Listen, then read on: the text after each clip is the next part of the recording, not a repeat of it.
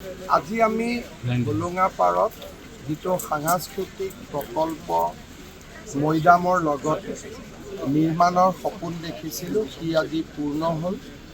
হোলোঙাপাৰত লাচিতৰ প্ৰতিমূৰ্তিৰ সোঁ আৰু বাওঁফালে দুটা সুন্দৰ সংগ্ৰহালয় নিৰ্মাণ কৰা হ'ল।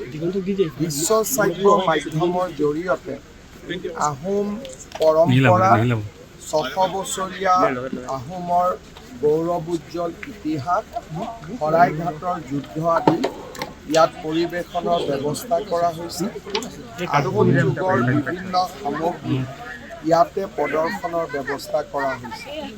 লগতে ৫০০ লোকে বহিব পৰাকৈ এটা সুন্দৰ প্ৰেক্ষাগৃহও ইয়াত নিৰ্মাণ কৰা হৈছে। ইয়াৰ যিখন উদ্যান, সেই উদ্যানখনো অত্যন্ত দৃষ্টিনন্দন হৈছে। ইয়াতে খেলা ধূলাৰ সামগ্ৰীও আহিব আৰু ইয়াতে ফুড কোৰ্ট আদিও নিৰ্মাণ হ'ব। আজি এই প্ৰকল্পটো আমি প্ৰায় সম্পূৰ্ণ কৰি ইয়াক আজি শুভ উদ্বোধন কৰিলোঁ।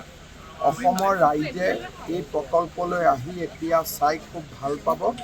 লাচিতৰ মৈদাম পাব, লাচিতৰ প্ৰতিমূৰ্তি দেখা পাব, দুটাকৈ সংগ্ৰহালয় দেখা পাব আৰু ইয়াত বিভিন্ন সভা সমিতি কৰাৰো সুযোগ পাব।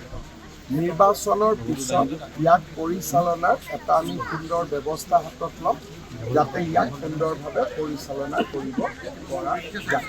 পৰ্যটকসকলকো বহুত বেছি আকৰ্ষিত কৰিব। আপোনালোকে এই বিষয়ে জনাব। মই আমাৰ সামাজিক মাধ্যমৰ বা ইউটিউবাৰসকলকো অনুৰোধ কৰিম যে ইয়াত এই সমস্ত প্ৰকল্পটো আমি কেনেকৈ ৰাইজক দেখুৱাব পাৰোঁ। সকলোৱে প্ৰচেষ্টা কৰিলে ই এক পৰ্যটকৰ আকৰ্ষণস্থলী হৈ পৰিব। অডিটৰিয়াম যিটো কৰিলে এইটো অসমৰ প্ৰথমটো হ'ব নেকি? ইমান অত্যাধুনিক চাওক, আজিকালিতো অসমৰ প্ৰত্যেকটো জেগাই এটাতকৈ এটা ভাল লগা হৈছে।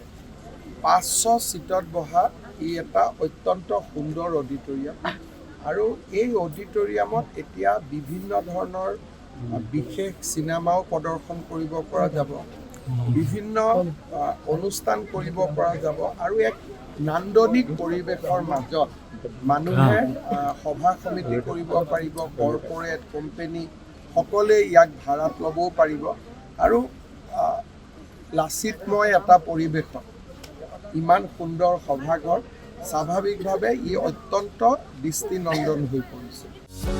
যিকোনো খবৰৰ বাবে যোগাযোগ কৰক আমাৰ এই নম্বৰত 9181 307 2221।